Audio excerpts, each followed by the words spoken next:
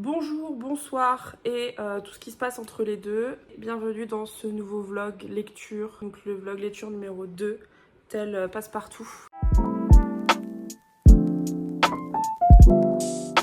Nouveau vlog, nouveau thème. J'ai décidé de choisir un thème particulier pour ce deuxième vlog parce que j'ai plein de livres dans ma pile à lire qu'il faut que je lise absolument, mais j'arrive pas.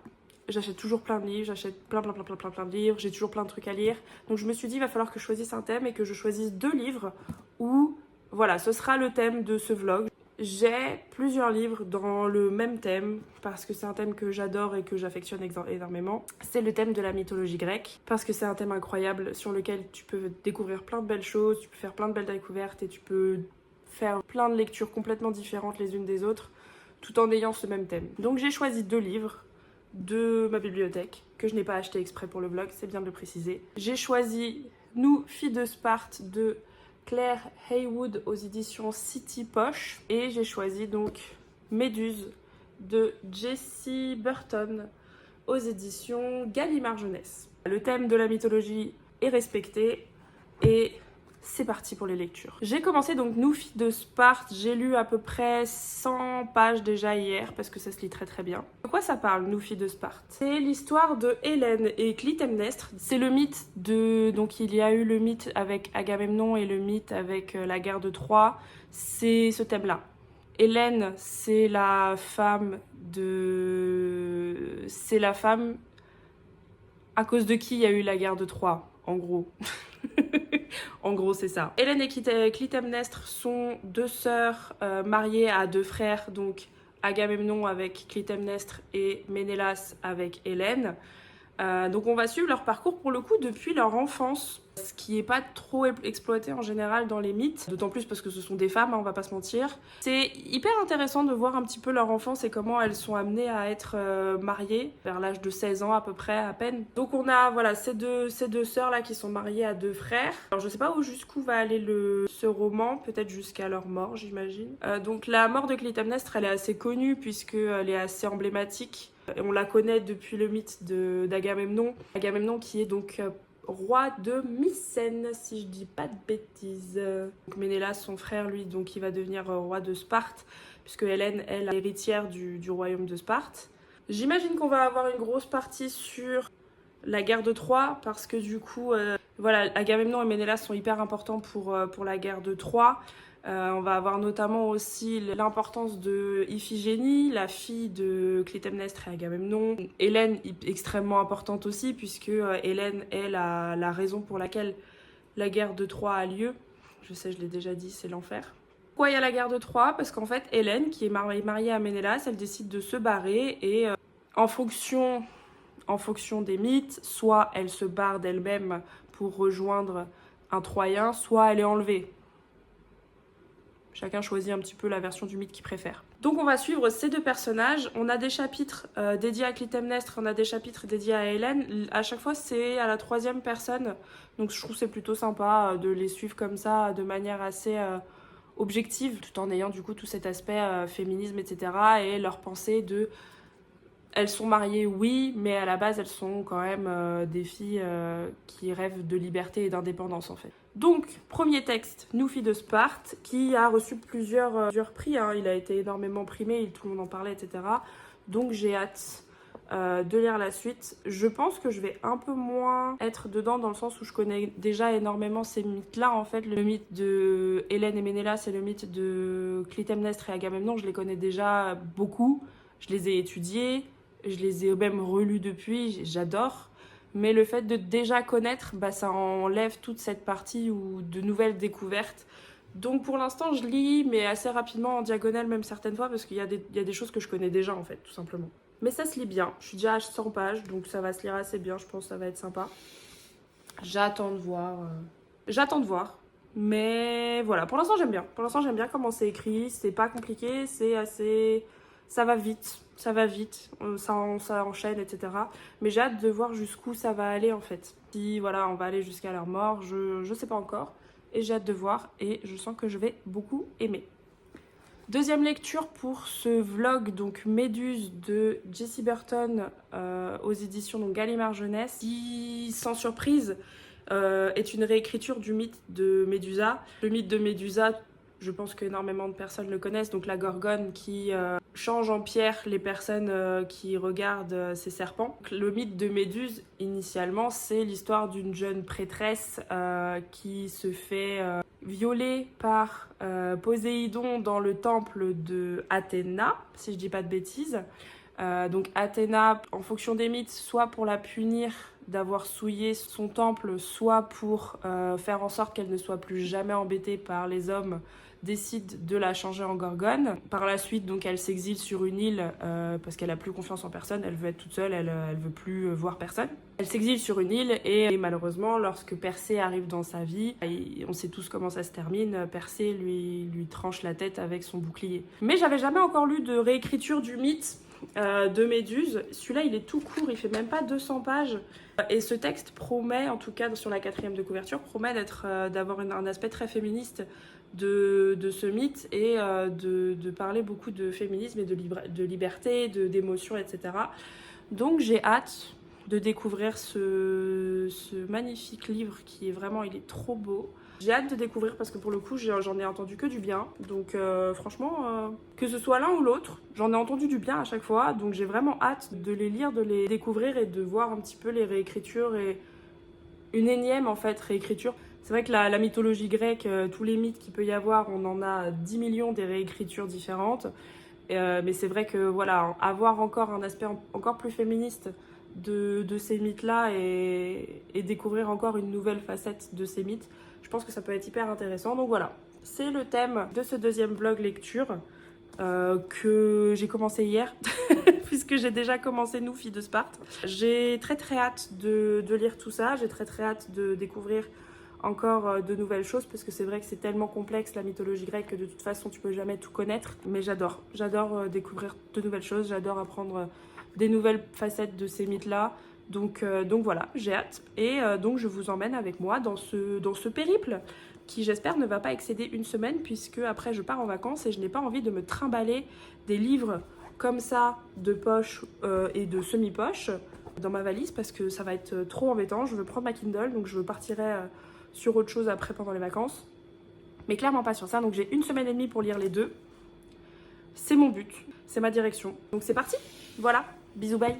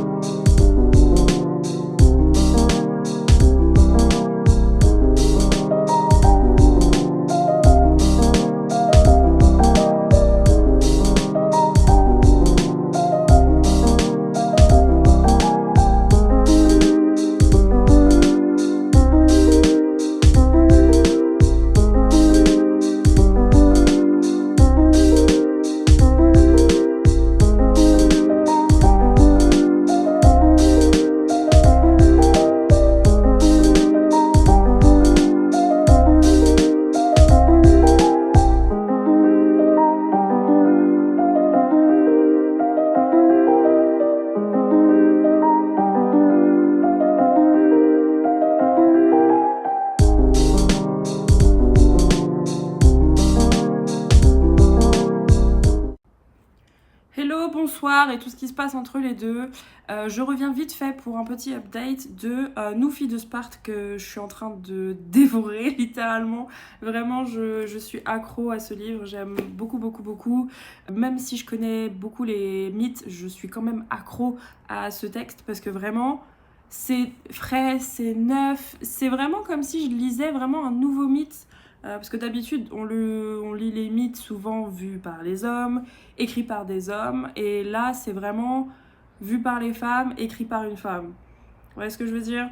Donc là, on est à fond dans le féminisme, j'adore. C'est vraiment revigorant en fait, parce que ça change énormément de ce que j'ai déjà pu lire par rapport à ces mythes-là. Donc pour résumer, donc on suit Clytemnestre et Hélène, donc Hélène de Troie et Clytemnestre de Mycène. Donc qui sont 2 sœurs nées du roi de Sparte et qui ont été mariées à 2 frères. Donc Hélène a été mariée à Ménélas et Clytemnestre a été marié à Agamemnon. C'est vraiment les noms à un moment donné, par contre il va falloir arrêter, c'est trop compliqué. Encore Ménélas et Hélène, il y a moyen de trouver des choses assez simples. Ménélène, voilà, ce sera Ménélène. Et par contre Agamemnon et Clytemnestre, par contre à un moment donné... Clytémemnon? Non, c'est très laid. Bref, peu importe, c'est pas ça qui nous intéresse, c'est ça qui nous intéresse.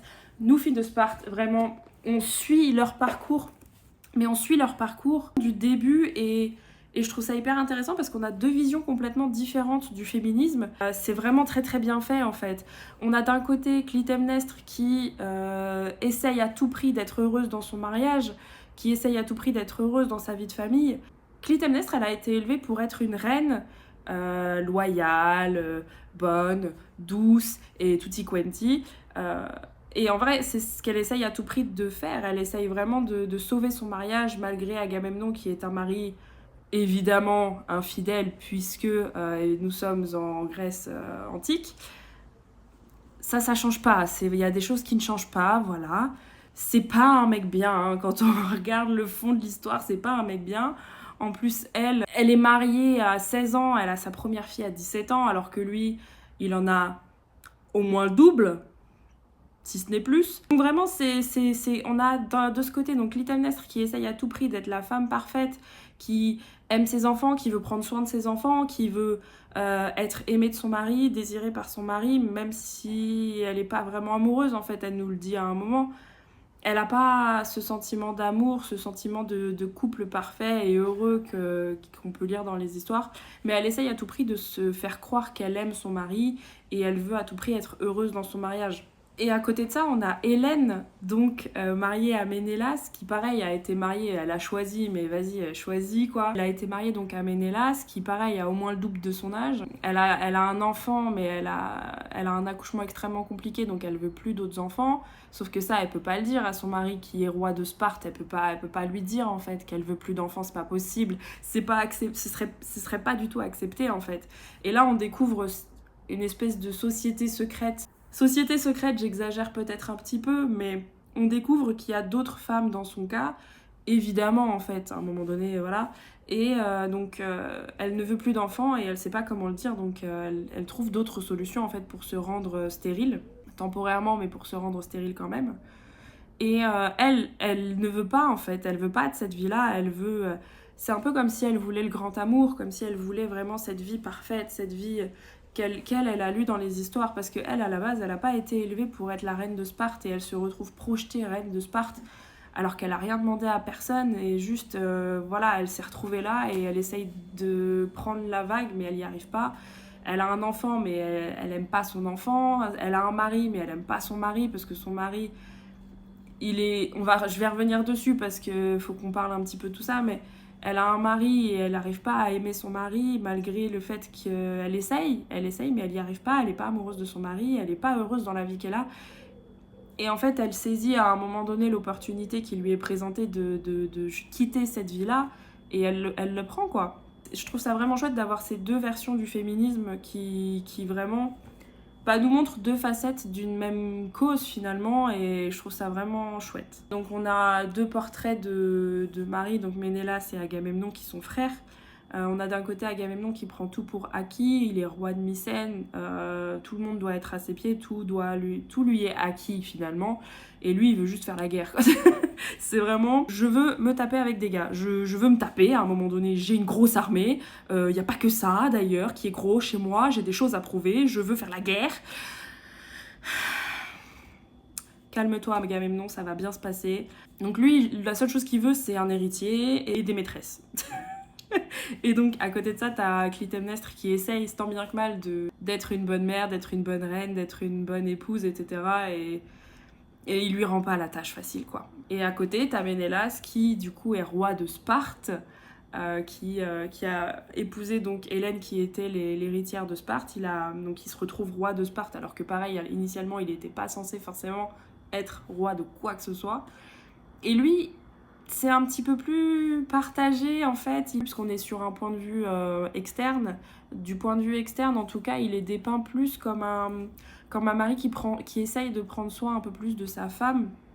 Il essaye, on dirait vraiment qu'il essaye en fait. Et des fois même il m'a fait un peu pitié parce que Hélène elle l'envoie chier, mais alors d'une violence, c'est pas permis. On a vraiment du coup Ménélas à côté qui essaye d'être un bon mari, il lui demande son consentement en fait pour beaucoup de choses, alors qu'il pourrait juste lui dire bah femme, mets-toi sur le lit, écarte les jambes et on n'en parle plus. Parce que c'est exactement ce que fait Agamemnon et techniquement, vu la société dans laquelle il se trouve, il lui doit rien en fait.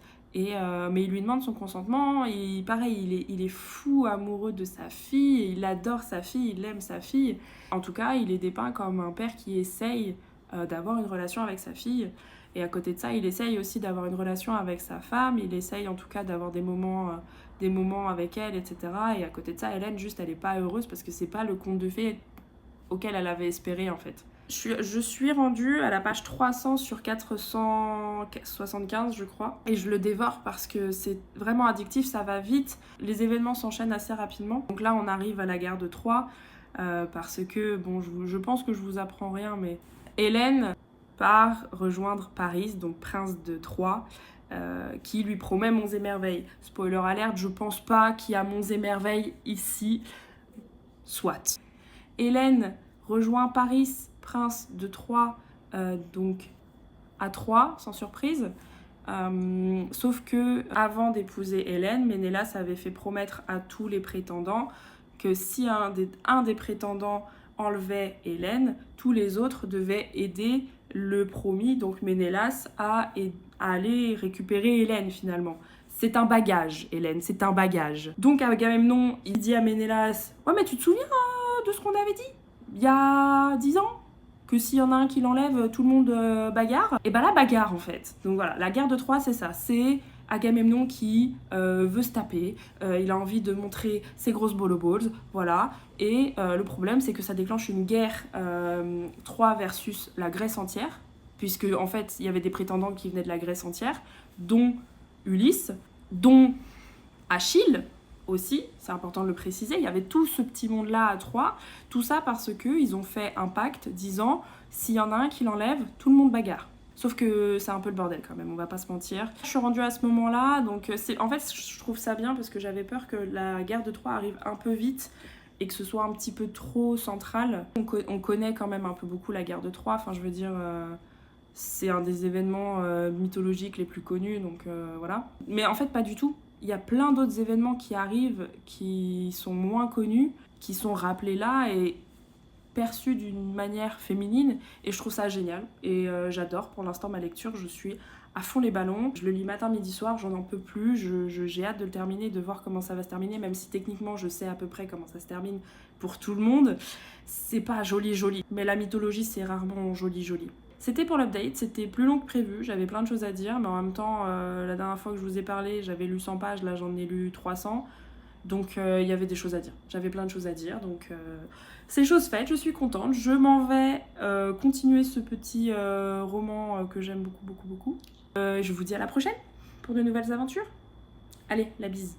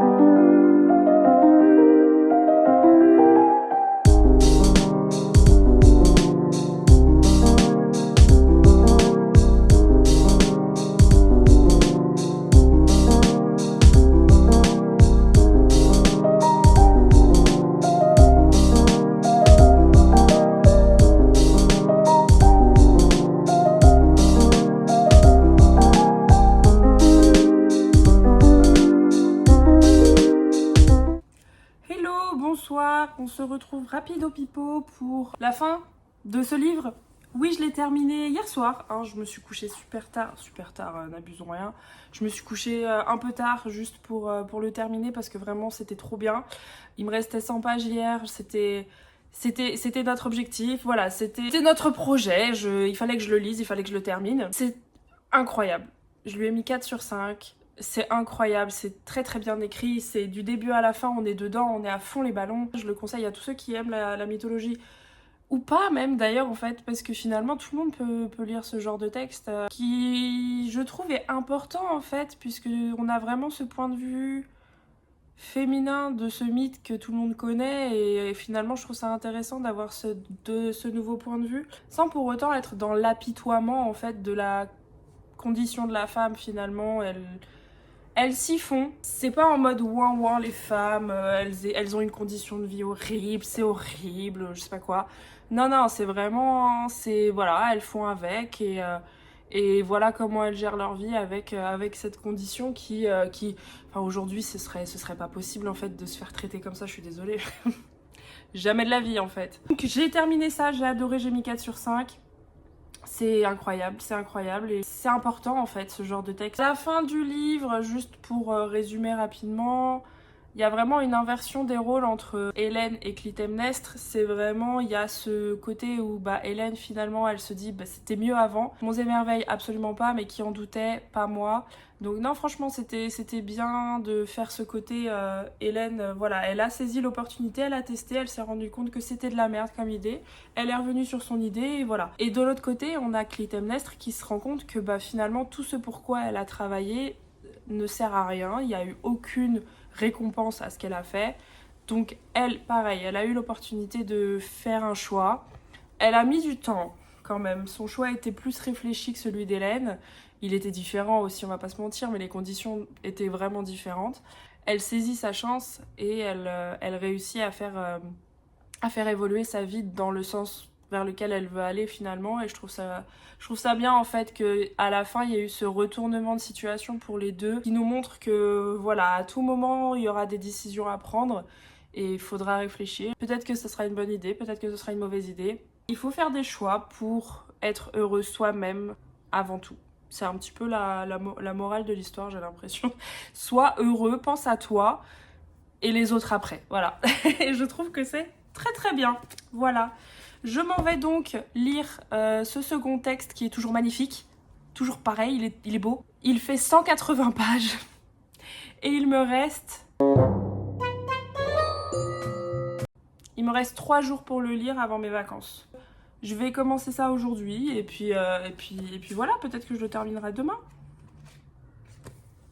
Moi je veux bien, comme ça du coup ça me fait terminer le vlog demain, c'est impeccable. Voilà, je vous tiens au jus, of course. Et puis la bise.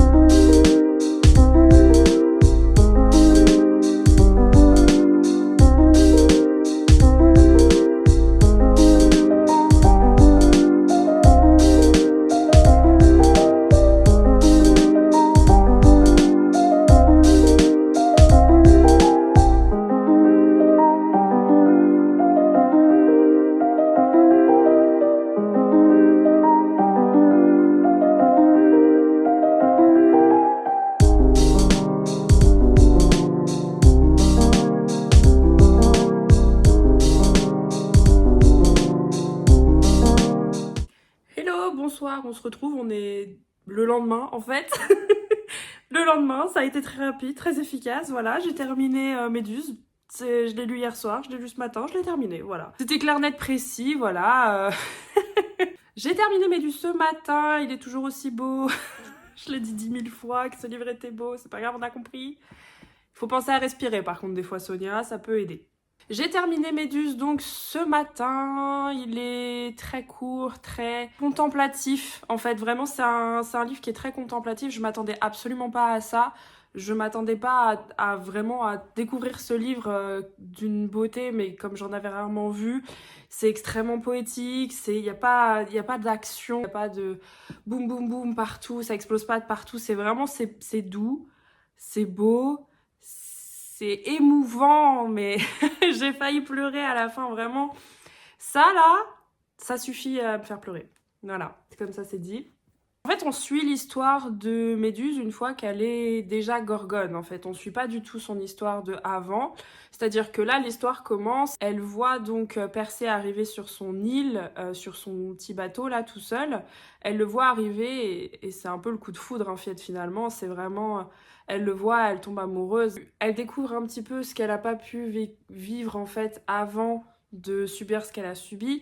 Méduse, là, actuellement, elle a 18 ans, elle a été changée en gorgone, elle avait 14 ans, elle a subi des choses qui sont horribles et que je ne souhaiterais à personne. Elle a 18 ans, mais elle parle comme si elle en avait encore 14, et je trouve ça triste et émouvant, mais en même temps si beau, en fait, la manière dont elle voit les choses, elle est encore...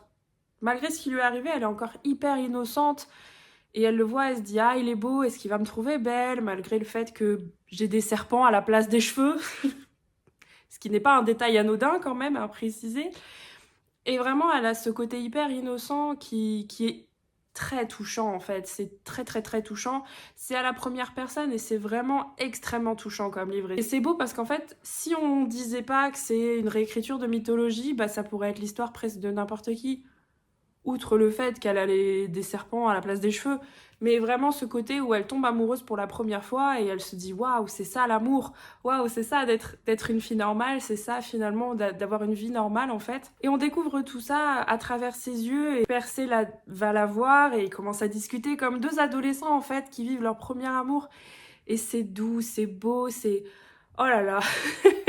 Franchement, c'était une très très belle lecture et j'ai adoré du début à la fin. On découvre son histoire à elle petit à petit quand elle en parle avec Persée, et puis on découvre l'histoire de Persée petit à petit quand il discute avec elle, parce que ils apprennent à se connaître, parce que lui il arrive sur cette île où il y a personne. Il entend une fille mais il la voit pas parce qu'elle veut pas qu'elle le voie.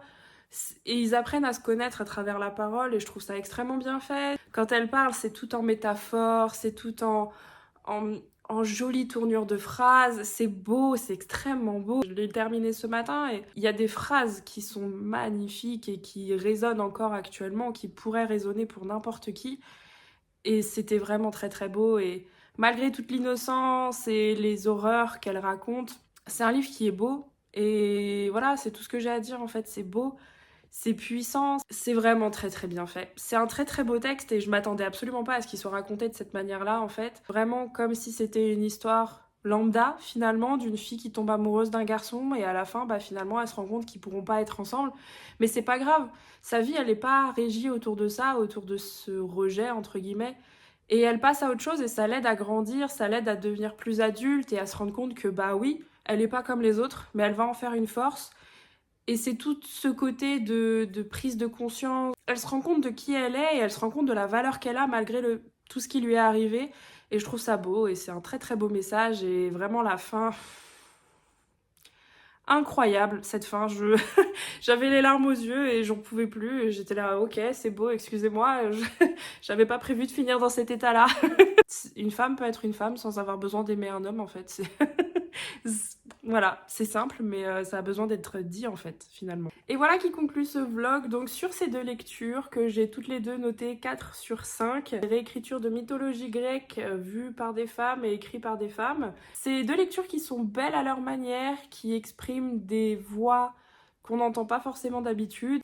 C'est deux lectures qui sont fraîches, qui sont une nouvelle facette de cette mythologie qu'on a l'impression de connaître et je trouve ça bien de pouvoir lire encore d'autres manières, voilà, de raconter ces mythes qui ont été réécrits je ne sais pas combien de fois. Lisez-les, ils sont bien, ils sont importants, ils portent des voix qui ont besoin d'être entendues, ils sont vraiment beaux, ils sont vraiment bien écrits, c'est poétique, c'est fort, c'est des voix qui sont puissantes et qui ont... Voilà, qu'il faut écouter, en fait, tout simplement, qu'il faut écouter, qu'il faut entendre, et c'est important, c'est des lectures qui sont importantes, et en plus, c'est extrêmement bien écrit, c'est des très très belles histoires. Voilà, j'ai adoré ces deux lectures, et je suis très heureuse d'avoir fait ce vlog pour m'être forcée à aller lire et à les sortir de ma pile à lire. Et franchement, je suis contente d'avoir fait ce vlog, voilà. J'espère que vous avez aimé. Ça a été un peu plus rapide que la dernière fois, parce que bah déjà, celui-là, je l'ai lu en même pas 24 heures. Je l'ai commencé hier soir et je l'ai fini ce matin. Voilà, c'était rapide et efficace. J'espère que vous avez aimé ce vlog. J'espère que ça vous a donné envie de lire des livres sur la mythologie, des belles réécritures, parce qu'il en existe plein en fait, des réécritures. Mon livre préféré de tous les temps est une réécriture, hein, c'est Le Chant d'Achille écrit par Madeline Miller, voilà. Donc je vous souhaite de passer de très bonnes lectures, je vous souhaite de passer un bon week-end. Sur ce, je suis très contente d'avoir fini ces deux livres dans le temps que je m'étais donné. Donc je vous dis à bientôt dans un prochain vlog, une prochaine vidéo, le prochain truc que j'aurai envie de faire finalement. Je vous invite à me suivre sur Instagram, les mots de Sonia, pareil, le nom de cette chaîne, voilà. J'y suis pas beaucoup active, mais je poste quelques stories de temps en temps pour tenir un petit peu au courant ma toute mini communauté. Je vous souhaite une bonne fin de matinée, journée, nuit, ce que vous voulez. Je vous fais un petit bisou et je vous dis à la prochaine. La bise!